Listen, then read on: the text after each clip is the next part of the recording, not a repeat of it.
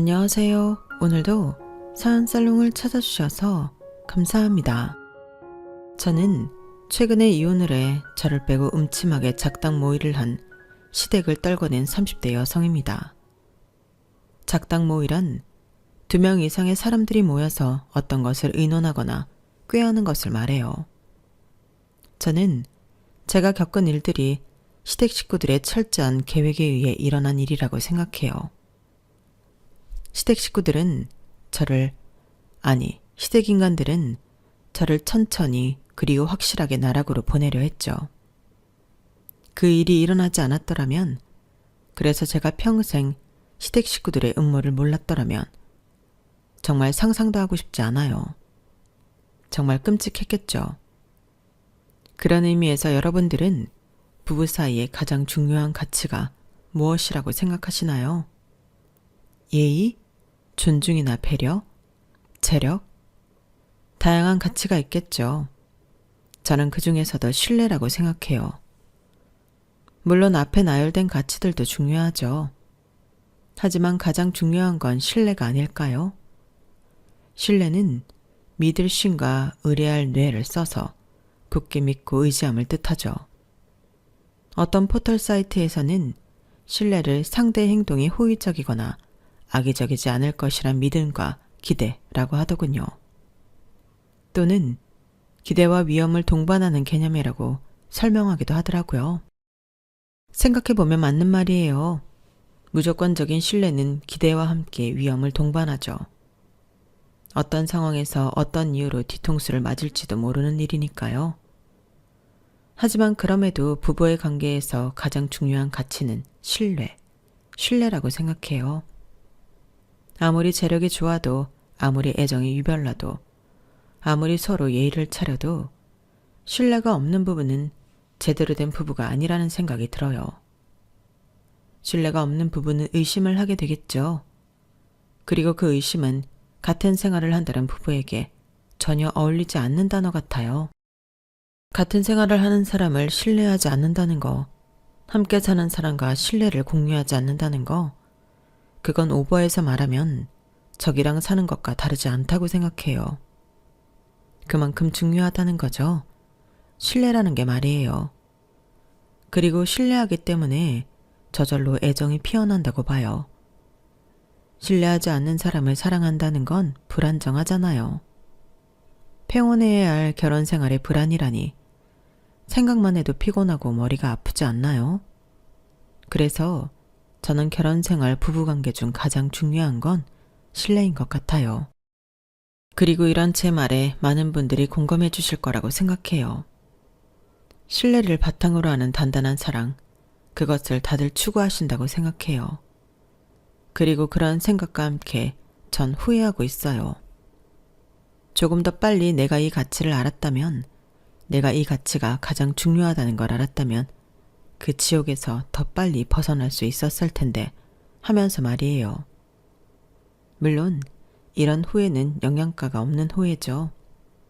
모든 후회가 되돌릴 수 없다는 것에서부터 피어나지만 말이에요. 자기 자신을 갉아먹는 후회는 하지 않는 게 좋잖아요. 저는 그런 생각을 하면서 되도록 후회하지 않으려고 해요. 요즘엔 늦었다고 할 때가 정말 늦었다는 표현을 쓰지만 늦었다고 할 때가 가장 빠를 때도 있는 거죠. 저 실은 너무 답답하고 갑갑한 마음에 사연을 보내는 거라 많은 분들의 응원이 필요하거든요. 그러니 지금부터 힘내서 사연 시작할게요. 저는 제주도의 한 과수원집 딸로 태어났어요. 제주도니 운형과 나무를 재배해요. 감귤이나 망감류 같은 것들이요. 노지 감귤은 평수가 4,800평 정도 될 거예요. 거기다 하우스 재배도 같이 하고 있어요. 그러니 과수원을 물려받은 저희 부모님만 하시는 게 아니라 외가 쪽 친척들도 함께 일을 해요. 삼촌들부터 이모들, 이모부들이며 제 또래 젊은 조카들도 일을 도와주고 있어요. 특히나 제 또래 젊은 조카들이 도움이 많이 되고 있어요. 젊은 조카들이 일을 돕기 시작하면서 인터넷 주문도 늘렸고 귤 따기 체험도 조카들이 일을 도와주면서 시작하게 되었죠. 그뿐만 아니라 귤로 만든 척이나 잼을 판매하기도 하고요. 그리고 요샌 굿즈 같은 것들도 만들어 판매해서 수입이 크게 늘어났어요.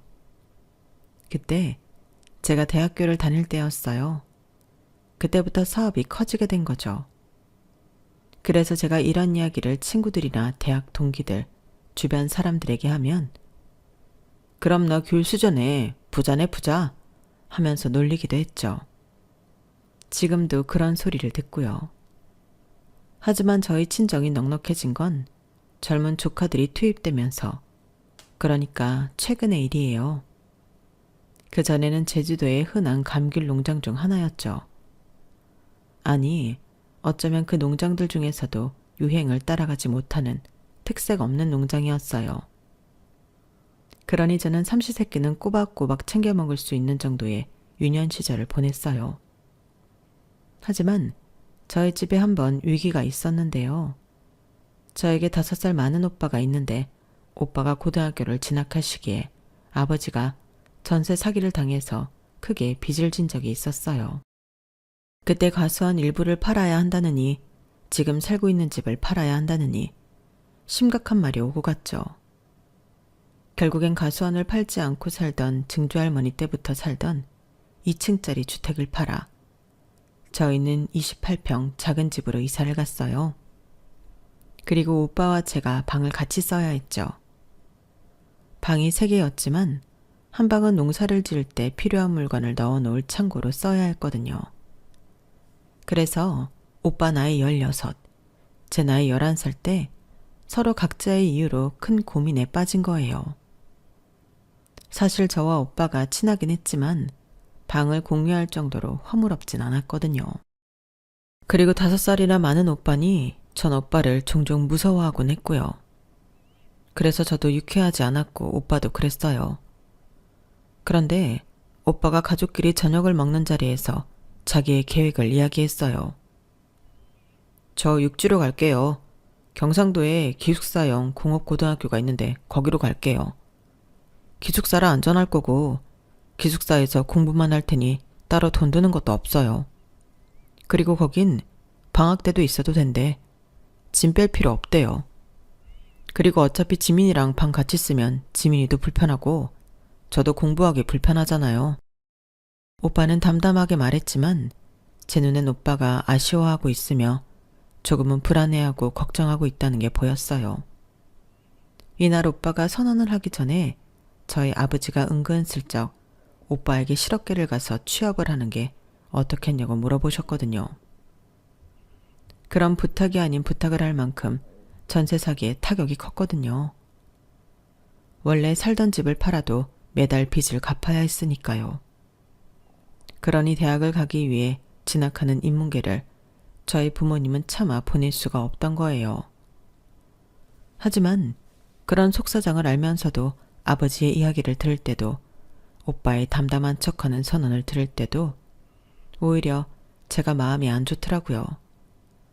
왜냐하면 저희 오빠 전교 부회장까지 하고 공부도 매번 반에서 3등 안에 들었거든요. 그리고 학교에서도 오빠의 선택을 말렸어요. 담임선생님과 일주일 내내 상담을 하느라 집에 늦게 들어오곤 했죠. 하지만 오빠의 마음은 한결같았어요. 꿋꿋했죠. 그래서 결국 오빠는 육지로 올라가 공업고등학교에 진학해요. 그리고 거기서 높은 성적으로 졸업했죠. 교장 선생님이 추천서를 받아 19의 좋은 기업에 취직했어요. 또래보다 높은 월급을 받으면서 승진도 빨리 했고 인정받는 기술자가 되었죠. 그리고 제가 고등학교 진학을 눈앞에 두고 있었어요. 여전히 빚을 갖고 있던 아버지는 오빠에게 했던 말을 제게 똑같이 하셨죠. 어머니도 마찬가지였고요. 그래서 저는 오빠를 보고 자라서 알겠다고 했어요. 속상한 마음이 전혀 없던 건 아니에요. 저도 매년 반장을 했고 학교 성적도 좋았어요. 오빠만큼은 아니지만요. 저희 부모님은 오빠가 다닌 고등학교로 저를 보낼 생각이셨어요. 그래서 전 육지에 갈 준비를 했는데 어느 날 오빠가 집으로 온 거예요. 아버지 어머니, 지민이 인문계 보내세요. 지민이는 지민이만큼은 인문계 보내야죠. 대학도 보내야 하고요. 빚이요? 이거 받으세요. 이제껏 제가 모아놓은 돈이에요. 빚이 얼마나 되는지는 모르겠지만 이 정도면 지민이 인문계 보낼 수 있잖아요. 그리고 제가 도와드릴 테니까 저 그 정도 할 능력 되니까 지민이 대학까지 보내요. 안 그러면 두고두고 부모님 원망받게 더해요. 그러니까 지민이한테 다른 말 하지 말고 인문계 원서 써요. 오빠는 처음으로 부모님에게 강하게 말했어요. 그리고 저희 부모님은 통장을 보시더니 눈물을 흘리셨어요. 그리고 미안하다고, 오빠에게 연신 미안하다고 하셨죠. 그렇게 저는 인문계 고등학교로 진학했어요. 그리고 오빠의 기대에 저버리지 않기 위해 열심히 공부했죠. 그래서 서울의 한 대학교에 합격했어요. 그때 오빠가 집으로 와서 저에게 케이크를 선물해 줬어요. 향수하고요. 거기서도 네가 원하는 일을 할 수 있도록 노력해. 딱 그만큼만 해. 더는 하지 마. 더 할 시간에 놀아. 충분히 즐겨. 알겠지? 하지만 대학교에 들어가서 공부를 하다 보니 공부에 욕심이 생기더라고요.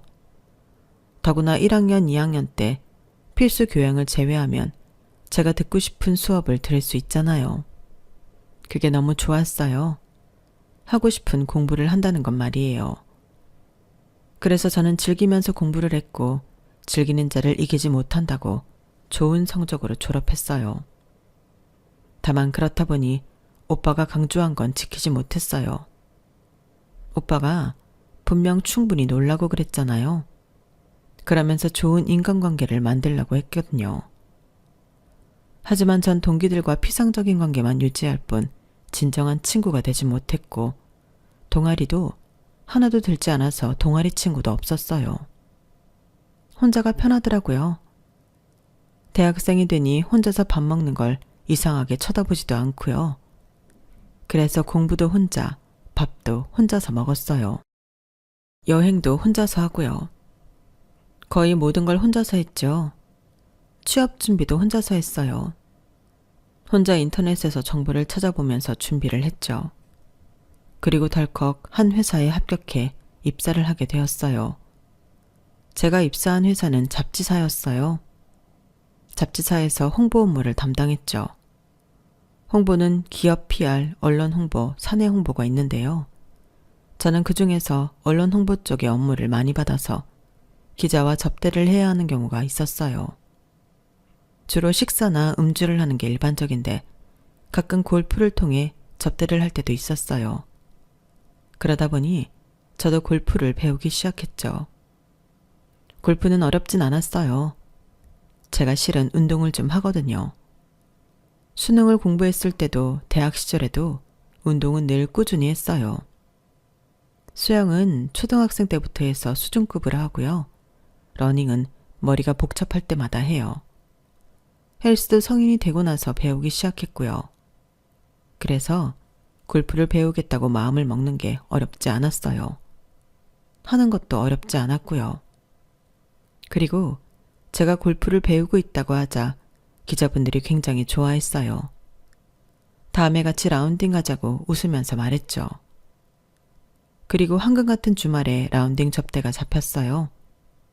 저는 황금 같은 주말을 빼앗긴 것에 조금 열이받기도 했지만 처음 가보는 라운딩에 설레기도 했어요. 제 사수와 저, 기자님 두 분이 근교한 리조트로 라운딩을 갔어요. 거기서 남편을 만났어요. 저는 맨 처음에 남편이 저희 팀 캐디로 와서 캐디인 줄만 알았어요. 남편은 저희 팀 옆에서 저희 짐을 들어주고 여러 코칭을 해줬죠. 코칭을 해주는 게 남달랐어요. 골프에 대한 지식이 깊어 보였죠. 그리고 저를 제외한 나머지 사람들도 남편이 잘한다며 팁을 주기도 했어요. 남편은 그때 그 팁도 잘 받아두어서 저는 정말 캐디인 줄 알았어요. 그리고 저는 라운딩이 끝나고 다음에도 부탁을 하려고 제 명함을 주고 남편의 명함을 받으려고 했죠. 그런데 남편이 명함이 없다는 거예요. 그래서 이번에 들어온 초보 캐디인가 싶었어요. 그러면서 그런데도 아시는 게 많은 것 같다고 제가 칭찬도 했죠. 그리고 남편은 제 번호로 전화를 걸어 자기 번호를 알려주었어요. 그리고 헤어지게 되었죠. 그리고 저는 몇 번의 라운딩 접대가 있어 그 리조트를 갔고 그때마다 남편은 없었어요.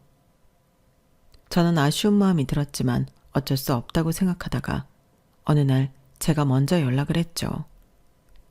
요새 통 안 보이시던데 그만두셨냐고요. 그러니까 남편이 매일 가는 게 아니어서 그렇다고 답장이 오더라고요. 그래서 제가 아쉽다고 몇 번 갔는데 없어서 연락드렸다고 하니까 아쉬우면 만나자는 거예요. 그때가 밤 9시였어요. 제가 황당해서 지금요? 라고 물으니 회사 근처 헬스장에 있다고 해요. 커피 한잔 할래요? 묻길래 일단 나가봤어요. 그러니 남편이 운동복 차림으로 커피를 마시며 기다리고 있더라고요. 여름이어서 저는 시원한 커피를 시켰어요. 그렇게 저희는 시원한 음료를 마시면서 대화를 나누었죠. 골프 이야기를 주로 했어요. 그러다 운동 이야기를 하고 회사 이야기도 잠깐 했죠. 그러다 자연스럽게 카페가 있는 건물 5층에 있는 스크린 골프장에 가서 골프를 쳤어요. 한 경기가 빠른 속도로 끝난 것 같았어요. 아쉬운 마음이 들었죠. 그래서 그 다음 날에도 만났어요. 그 다음 날에도 만나서 골프를 쳤고 서로 자세를 봐주기도 하고 끝나면 커피를 마시고 밥을 먹을 때도 있었죠. 그렇게 저희는 한 달 동안 친구로 지내다 연인이 되었어요. 그리고 연인이 되자 남편이 말하더라고요.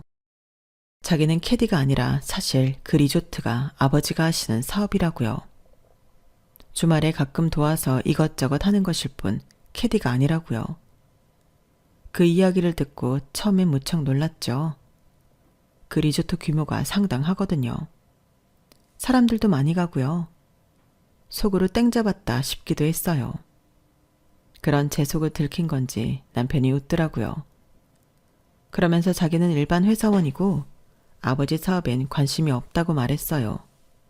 유산도 물려받을 생각이 없다고요.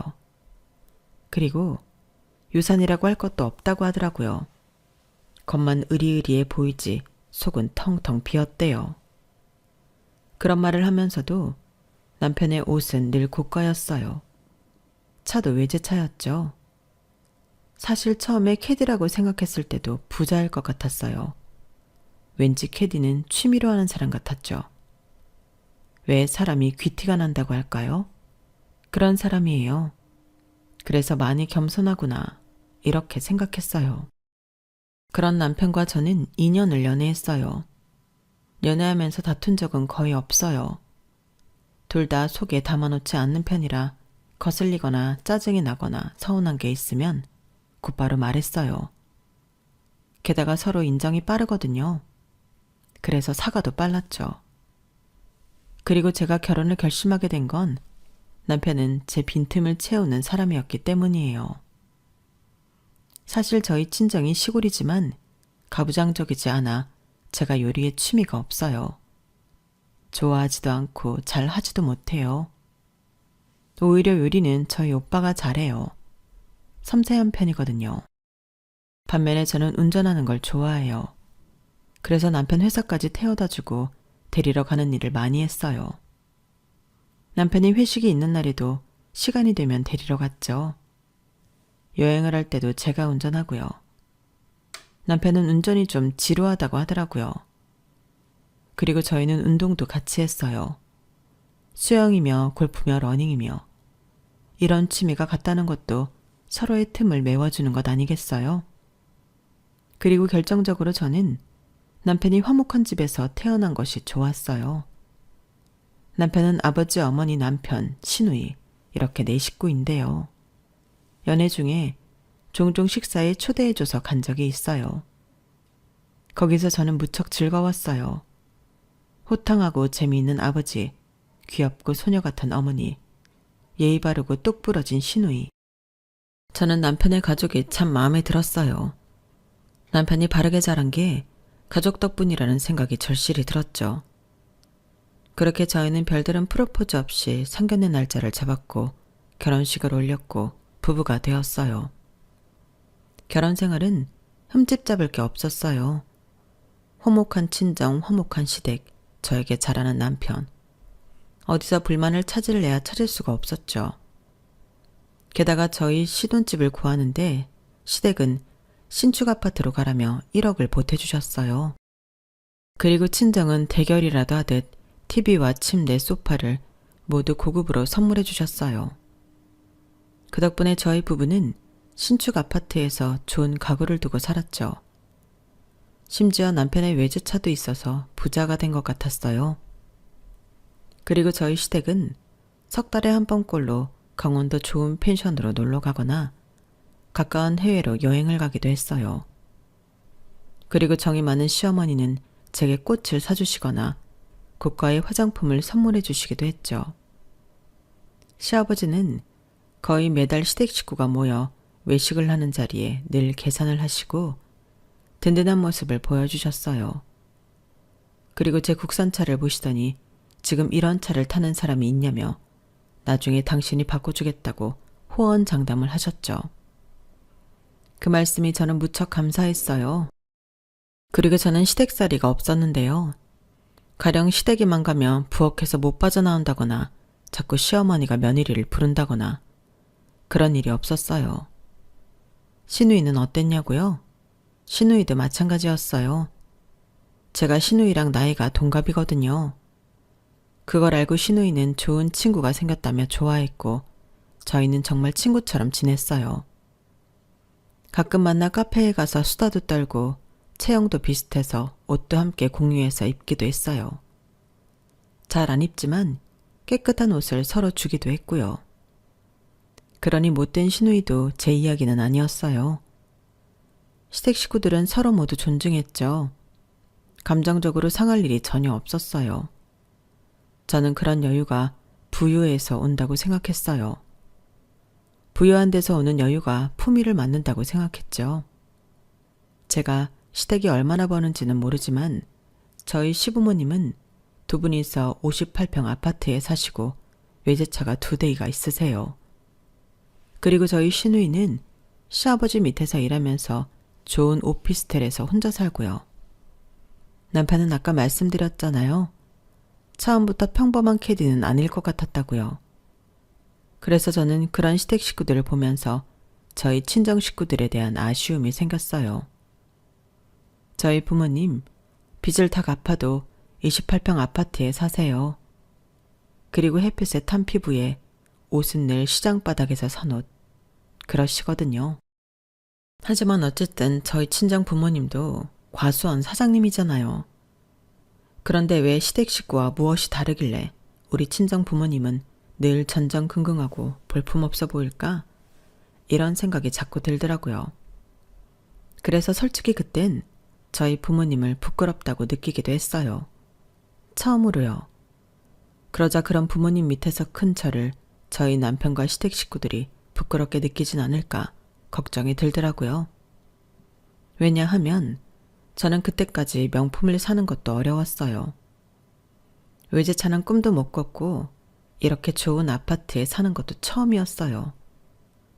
그런 제가 촌스러워 보이지 않을까 걱정이 많이 되었죠. 그래서 저희 오빠가 제가 결혼한 다음 해에 결혼을 했는데 그때 시댁에서 축의금으로 500만 원을 냈거든요. 그걸 알고 또 얼마나 부끄럽던지. 물론 고맙기도 했지만요. 그리고 제 우려는 현실이 되었어요. 시댁 식구들이 제 옷을 트집 잡더라고요. 결혼을 하게 되면 시댁 식구들 행사를 가게 되잖아요. 그때마다 제가 일반 보세 옷을 입고 가니까 시댁 식구들이 처음엔 안 그러더니 이런 옷밖에 없냐면서 눈치를 주더라고요. 그래서 제가 시누이가 준 옷들이 거의 명품이라서 그 옷을 입고 갔어요. 그러니까 시누이가 콕 집어서 자기가 준 옷이라고 티를 내더라고요. 그때 시부모님 얼굴이 정말 저를 한심하다는 듯이 보셨어요. 그 표정을 잊지 못해요. 그리고 차를 바꿔주시겠다던 시아버지는 언제부턴가 차를 바꾸라며 돈도 웬만큼 버는 애가 국산차는 좀 그렇지 않냐며 잔소리를 하는 거예요. 그러면서 시댁에 올 때는 제 차를 끌고 오지 말라고 했어요. 외제차인 남편 차를 끌고 오라고 하더라고요. 그래서 저는 어쩔 수 없이 명품 옷을 몇 벌 샀어요. 그 비싼 가방도 사고요. 정말 결제를 하는데 손이 벌벌 떨리더라고요.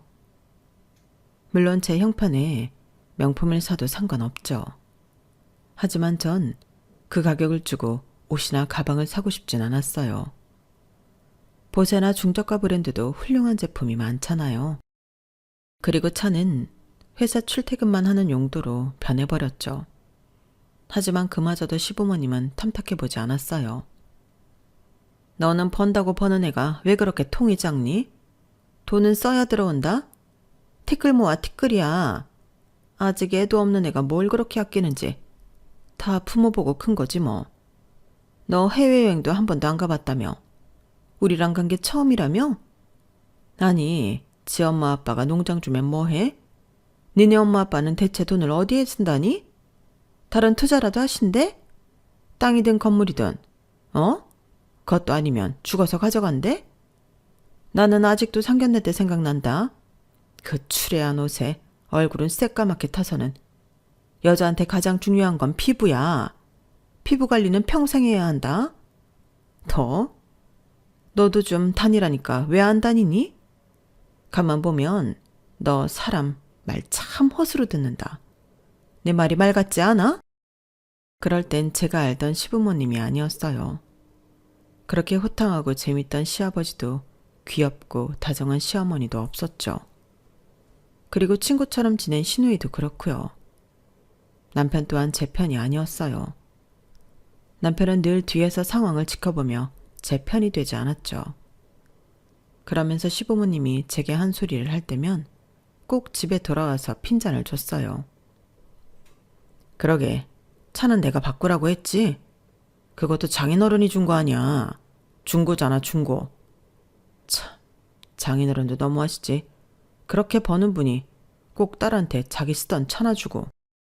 엄마 말이 아빠 말이 틀린 게 하나도 없어. 윗물이 맑아야 아랫물도 맑다고.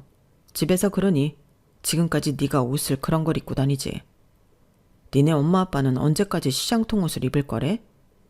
내 동생 결혼할 땐 제발 그런 거 입고 오지 말라고 해. 그렇게 입을 거면 오지 말라고. 가족들끼리 분명히 말 나온다니까. 우리 아버지 사장님이야. 그래도 사장님이야. 근데 네가 우리 아버지 체면 깎은 일이 한두 번이야? 그러니까 계속 말씀하시는 거라니까. 제대로 입으라고 제대로 좀. 애도 아니고 언제까지 말해줘야 해? 그리고 그것뿐만 아니라 시아버지는 40년 동안 사업을 일궈온 시아버지는 제대로 사업병에 걸려서 언제부터인가 제 일도 폄하했어요. 사람이라면 한 번쯤은 사업이란 걸 해봐야지. 사업이 제대로 인생을 알 수 있는 길이야. 나머진 다 헛방이다. 며느리야, 네가 하고 있는 일 생각해봐라. 남이 찾아놓은 밥상에 숟가락 올리는 것밖에 더 되니? 사람이 태어나서 포부를 갖고 도전하고 성취하고 그래야지. 현실에 안주해서는 안 돼. 사람이란 자기 사업을 해야지. 다른 사람들은 사업이 위험하고 불안해서 안 하는 거라고 하지만 내가 생각하기엔 포부가 없어서 못하는 거야. 사업이라는 건 정말 대단하고 재밌는 일이야. 내가 직접 만들어 빚은 도자기와 같은 거지. 네가 하는 일은 남이 만든 도자기에 가격표 하나 붙이는 일이다. 그렇게 말하면서 제가 하는 일을 낮추어 여겼어요. 그리고 그건 시댁 식구들 전부 마찬가지였어요. 저는 시아버지의 그런 조언이라고 할까요? 아니면 농설이라고 할까요? 아무튼 그 말들이 너무 지겨웠어요. 기분이 나쁘기도 했고요. 하지만 대놓고 그만하라고 말할 수 있나요? 그럴 수 있는 며느리가 얼마나 되겠어요? 그래서 그냥 듣고 흘렸죠. 물론 시아버지가 일궈낸 사업이 얼마나 대단하고 얼마나 많은 노력의 결과인지 알아요. 사업이 힘든 일이라는 것도 알고요. 그리고 그런 시아버지의 노력의 결과로 남편 시누이 그리고 시어머니가 지금까지 세련되게 살고 있는 것도 알겠어요. 하지만 왜 자꾸 그걸 저에게 강요하는지 정말 이해할 수가 없었어요. 시아버지 말대로 세상에서 가장 중요한 일이 사업이어서 모든 사람들이 사업을 하면 그게 제대로 된 세상일까요? 누군가는 누군가 만든 사업체 밑에서 일을 해야죠. 그래야 굴러가죠. 그렇지 않나요? 저는 그렇게 생각해요. 물론 이것도 시아버지에게 제 생각이 이렇다 말하지 않았죠. 단단히 사업병에 걸린 시아버지께 이런 말을 했다간 사업의 철학부터 다시 들을 게 뻔하니까요. 그래서 저는 시아버지의 말을 듣고 흘렸어요. 그런데 듣고 흘리지 못한 사람이 한 사람 있었죠. 그게 바로 저희 남편이에요. 남편이 갑자기 저에게 할 말이 있다며 식탁으로 부르더니 회사에 사직서를 썼다고 해요. 나 회사 그만뒀어. 앞으로 아버지 밑에서 일할 거야. 아버지가 지금 사업을 키우신대. 새로 키우신 사업을 내가 맡게 될 것 같아. 괜찮지? 아니, 갑자기요? 뭐 재산 물려받을 생각도 없다던 사람이? 무슨 상상을 하는지 기대에 부풀어서 말하는데 그런 중요한 일을 상의도 없이 마음대로 하냐며 화를 낼 수가 없었어요. 그리고 남편이 시아버지 밑에서 일할 거라는 것을 저도 모르지 않았고요. 남편이 시아버지를 존경하고 있다는 거 말은 다르게 해도 곁에 있으면 모를 수 없거든요. 그런데 문제는 이거예요. 새로운 사업을 일구면서 3개월 동안은 월급이 없을 거래요. 무일푼으로 3개월간 공부한다는 마음으로 일할 생각이라고요. 그리고 저보고 사업자 명의를 빌려달라고 하는 거예요. 명의만 빌리겠다고요.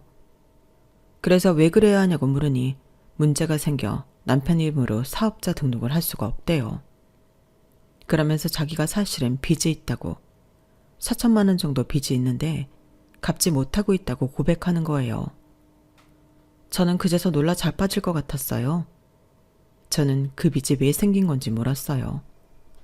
그러자 아버지가 사업을 왜 빌려달라고 해서 빌려줬다고 말하더니 걱정할 필요가 없다는 거예요. 금방 갚을 수 있다면서요. 제가 결혼 전의 일이냐고 물으니 결혼 전의 일이래요. 그러면 이자가 붙어서 4천만 원보다 금액이 클 것 아니에요. 저는 눈앞이 캄캄했어요. 그리고 제 명의를 빌려줄 수 없다고 말했죠. 그리고 닷새가 지났는데 남편이 그 닷새 동안 저와 한마디도 하지 않았어요. 누가 이기나 보자는 식으로 저도 남편에게 말을 걸지 않았고요. 그러자 시아버지께서 전화가 오더라고요. 나가야, 승준이에게 말 들었니? 그거 별거 아니다. 이름만 네 이름으로 하는 것뿐이야. 승준이 이름으로 명의 돌릴 수 있을 때까지만이다. 짧으면 몇 개월, 길어야 1년이야. 그리고 사업 시작해서 3개월 이후에 사업자 명의 바꿀 때까지 너에게 몇 프로 챙겨주마. 어떠니? 그러면서 시아버지는 며칠 뒤 저희 집 앞으로 외제차를 보냈어요. 하지만 중고인 것 같더라고요. 전화를 해서 물어보니 선물이라고 하더군요. 차는 깨끗하고 좋아 보였어요. 그리고 시어머니의 태도도 달라졌죠. 저에게 다시 선물을 하시기 시작했어요. 제가 옷이 이상하다는 둥 촌스럽다는 둥 그런 말을 하고 나서 제게 선물을 한 적이 없었는데 오랜만에 제게 프리지아를 선물해줬죠. 참, 사람 마음이라는 게 오랜만에 그런 대우를 받으니 좋더라고요. 그래서 저는 명의를 빌려주었어요. 시아버지와 남편 앞에서 약속은 지켜야 한다고 단단히 말해두었죠.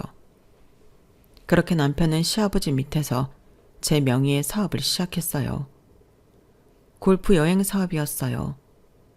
골프 리조트에 홍보를 하니 골프 여행을 하겠다는 손님이 많았어요. 그래서 남편이 엄청 바빴어요. 집도 늦게 들어오고 일찍 들어오는 날에는 서재에서 노트 부르고 계속 일만 하고요. 그만큼 남편이 일에 대한 욕심이 많았어요.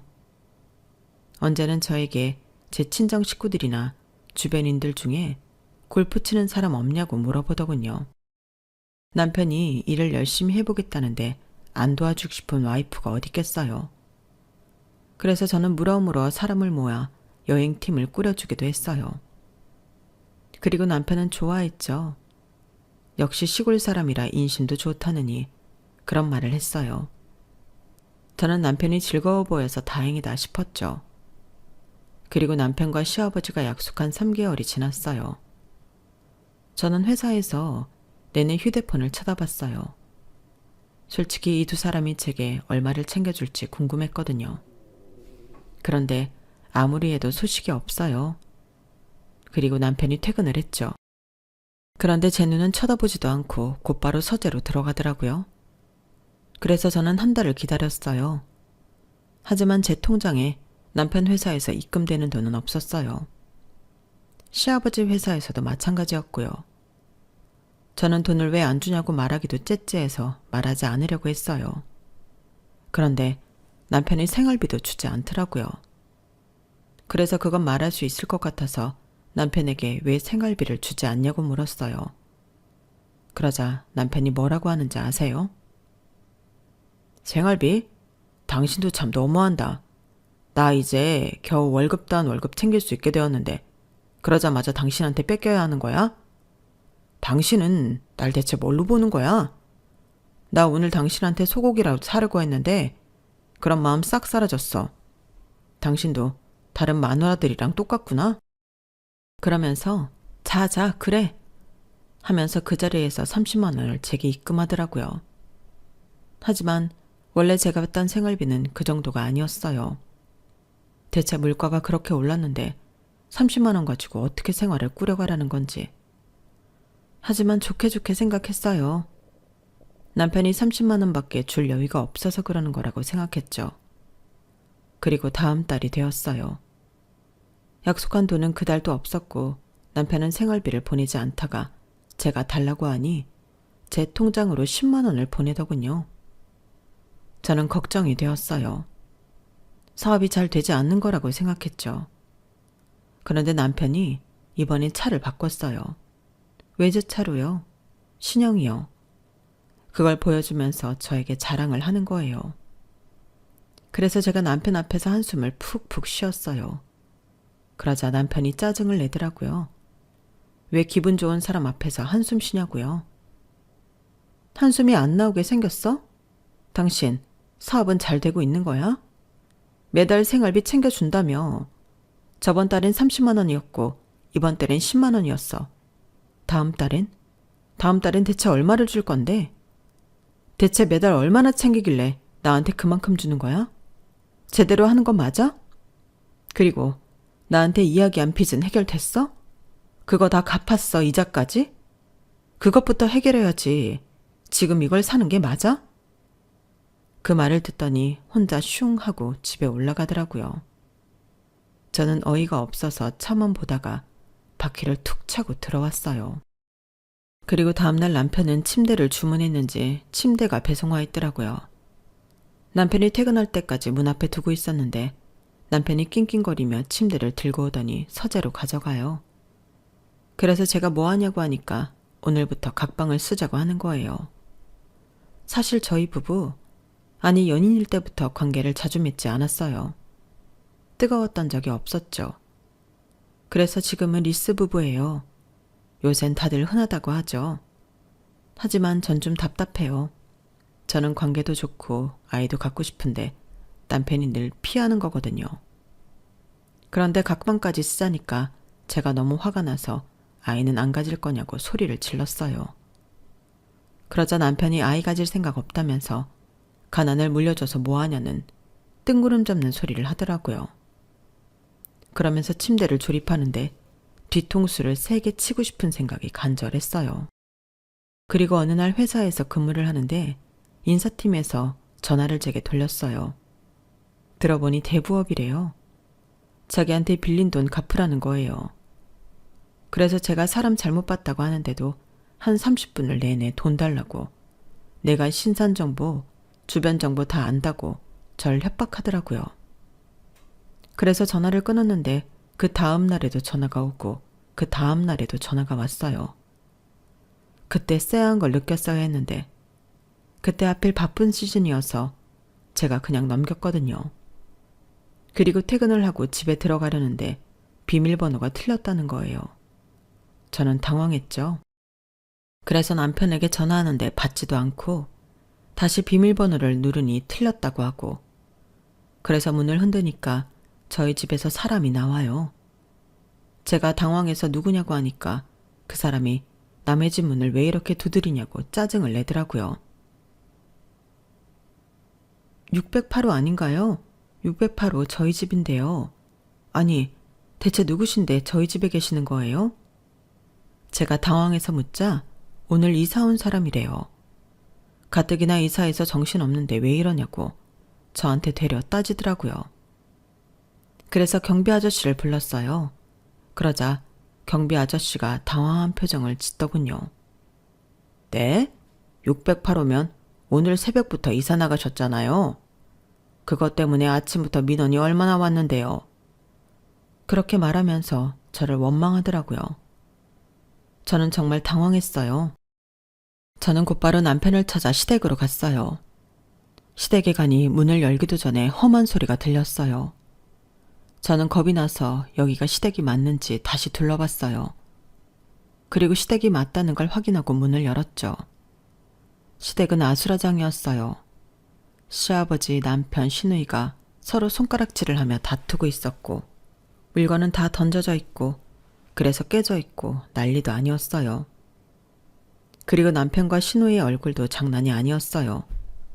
피멍에 헝클어진 머리, 특히 시누이의 얼굴은 눈물 범벅이었죠. 그리고 시아버지가 소주병을 거꾸로 들고 화를 냈어요.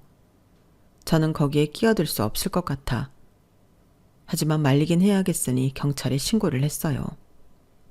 경찰에 신고를 하는데 쨍그랑 소리가 들렸죠. 뒤를 돌아보니 시아버지가 TV에 소주병을 던졌더라고요. 저는 경찰에게 빨리 와달라고 말했고 경찰은 빨리 시댁에 도착해서 과열된 시댁 식구들을 말렸어요.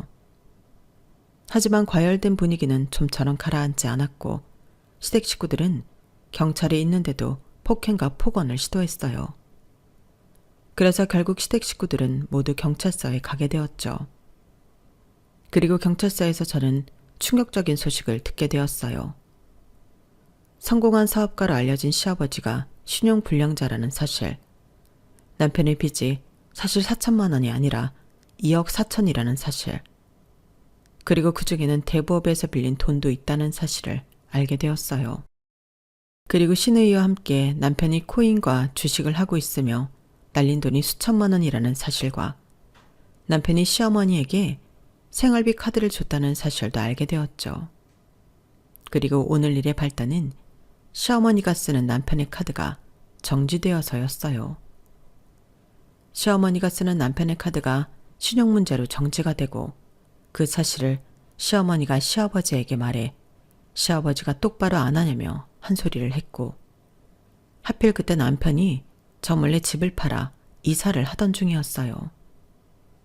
고되고 힘든 마음에 남편은 시아버지에게 삐뚤게 말했죠. 그리고 그것에 열이 받은 시아버지가 주식과 코인으로 남편을 비난했고, 남편이 산 주식과 코인은 모두 하락세인 상태라 그게 싸움으로 번진 거였어요. 시누이는 남편과 같이 주식과 코인을 했기 때문에 싸잡아 욕을 먹었고, 시누이도 하락세이니 참지 않은 거였죠. 저는 총체적으로 난국인 이 상황을 어떻게 정리해야 할지 알 수 없었어요. 그래서 일단 시댁 식구들을 집으로 데려다 줬죠. 그리고 남편과 둘이 남았는데 제가 빚에 대해 물었어요. 정확히 그게 전부인지 말이에요. 그러니 그렇다고 대답하더라고요. 하지만 이미 깨진 신뢰여서 믿을 수 없었죠. 저는 몇 가지를 더 물었어요. 주식과 코인은 언제부터 했으며 왜 말하지 않았는지, 얼마나 많은 돈을 잃었으며 언제부터 그런 건지 말이에요. 사실 지금 생각해보면 물어보나 마나한 얘기들이에요. 하지만 그땐 정말 궁금했어요. 그런데 남편이 그 질문엔 대답해주지 않더라고요. 저는 결국 어디로 가면 되냐고 물었어요. 저희 짐을 어디로 뺐냐고요. 그러니 남편이 내비에 목적지를 찍더라고요. 가보니까 골목에 있는 빌라예요. 이름이 무지개 빌라. 대체 뭐가 무지개라는 건지 저는 이 모든 상황이 꿈 같았어요. 제가 주차를 하자 차에서 내리기도 전에 남편이 차에서 내렸어요. 그리고 저는 멀어져가는 남편의 뒷모습을 보며 이혼 소송을 결심했어요. 허름한 빌라에 보름을 살았어요. 그리고 고소장이 날아왔죠. 제가 그걸 부엌 식탁에 두었어요. 그리고 고소장을 본 남편은 저에게 울고불고 애원을 하더군요. 자기야, 내가 잘못했어. 나 지금 완전히 신용불량자 되어서 아무것도 못해. 당신 없으면 나 파산 신청해야 한다고. 이번 사업 정말 승산 있어. 할 수 있어. 나 정말 잘할 자신 있어. 내가 정말 잘할게. 이번에는 생활비 확실하게 줄게. 이거 정말 거짓말 아니야. 지금 당신이 나 버리면 나 정말 아무것도 못해. 내 이름으로 사업자 낼 수도 없는 판국에 내가 뭘 할 수 있겠어. 나 정말 죽을 것 같아. 생활비 안 준 거 내가 정말 잘못했어. 이 사업 잘 되고 있다니까. 그러니까 이혼은 그것만은 하지 말자. 내가 그 집 다시 찾아올게. 하지만 전 흔들리지 않았어요. 이제껏 정말 많이 고민했거든요. 이 사람을 안고 가야 하나 아니면 버려야 하나 고민 많이 했어요. 변호사에게 상담도 많이 받았고 저 심지어 이번 일로 정신과 상담도 받았어요. 그런데 그런 말을 들었어요. 부부관계에서 가장 중요한 건 신뢰가 아닐까요? 이제 남편을 믿을 수 없다면 그건 그 사람과의 모든 생활을 종료해야 한다는 마음의 소리 아닐까요? 어쨌든 선택은 본인이 하시는 거지만 전 사랑하는 인간관계에서 신뢰는 가장 중요하고 기본적인 거라고 생각해요. 그래서 저는 울고 있는 남편을 차갑게 바라봤어요. 그럴 수 있겠더군요. 내가 왜 당신 곁에 있어야 하지? 당신은 날 사랑한 게 아니야. 당신은 그냥 신용이 좋은 사람이 필요했던 거지, 처음부터. 대신 명의 빌려줄 사람이 필요했던 거지. 내가 신용불량자였다면, 파산 신청한 사람이었다면 당신이 날 만났을까? 사랑해서? 전혀 그럴 일이 없을 것 같은데. 그리고 얼마 전에 나한테 대부업으로부터 전화가 왔어. 당신 내 이름을 거기다가도 쓴 것 같더라? 그 내용도 소송에 들어갈 거야. 덕분에 나 회사도 쪽팔려서 못 다닐 것 같아. 제때 당신이 나랑 살면서 나한테 해준 게 대체 뭐지? 뭔데? 나는 도무지 모르겠어. 내가 결혼을 하고 얻은 게 뭘까? 자갱아 같은 거? 보름 전 당신이 이 집 들어가는 뒷모습을 보는데 알겠더라. 우린 이미 끝났어. 연애 때부터 뜨겁지 않아서가 아니라 최소한 당신이 처음으로 빚을 털어놨을 때 그때 이미 끝났어. 그때 당신은 나한테 미안하지 않았어. 그냥 명의를 빌려 해서 전전긍긍했을 뿐이야. 당신은 처음부터 날 사랑하지 않았어. 남편은 그 말에 부정하면서 내 다리를 붙잡고 사랑한다고, 정말 사랑했다고 말했어요. 그래서 저는 남편의 팔을 뿌리쳤어요. 그래? 그게 사랑이라면 처음부터 다시 배워. 그래야 다음 사람한테는 나 같은 상처를 안 주지. 그리고 그 낡은 빌라에서 짐을 챙겨 고향으로 내려왔어요. 소송이 있는 날에만 올라갔어요. 소송을 하는 동안에도 남편은 저만 보면 울었고 전 그 눈물을 악어의 눈물이라고 생각했어요. 그리고 전 승소했죠. 남편에게 재산이 거의 없고 솔직히 마이너스이기 때문에 얻어오는 건 없었으나 제 명의로 된 회사를 없애고 회사 이름으로 진 빚을 모조리 남편 쪽에 넘길 수 있었어요. 그리고 남편은 파산 신청을 했죠. 그리고 남편은 싸운 뒤에 상처를 회복하지 못하고 시아버지를 떠나 일용직으로 근무를 하고 있어요. 그리고 시아버지의 리조트 사업은 골프 사업이 망하면서 휘청거렸던 거죠. 그래서 시누이가 시아버지 투자자 중 한 집안의 며느리가 되었어요.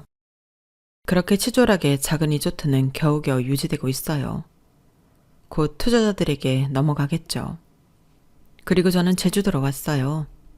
제주도 친정 부모님 댁으로 들어와 사업을 도와드리고 있어요. 아무래도 소문이 다 나서 회사는 못 다니겠더라고요. 그래서 차근차근 일을 배우고 있어요. 친척들과 귤을 이용한 음료와 베이커리를 주로 파는 카페도 운영할 계획이에요. 다시 고향에 온 기분은 아주 편안해요. 큰일을 겪고 나서 그런지 지금의 안정적인 생활에 크게 감사해요. 여기까지가 제 사연입니다. 제 답답한 속마음의 사연을 보냄으로써 많이 풀린 것 같아요. 들어주신 여러분 감사합니다. 저에게 응원의 한마디 부탁드릴게요. 저 역시 여러분들이 좋은 사람들과 행복하시기를 바랍니다. 여러분, 사연 댓글에 응원과 현명한 조언 부탁드려요. 좋아요와 구독은 저에게 큰 힘이 됩니다. 오늘도 좋은 일 가득하세요.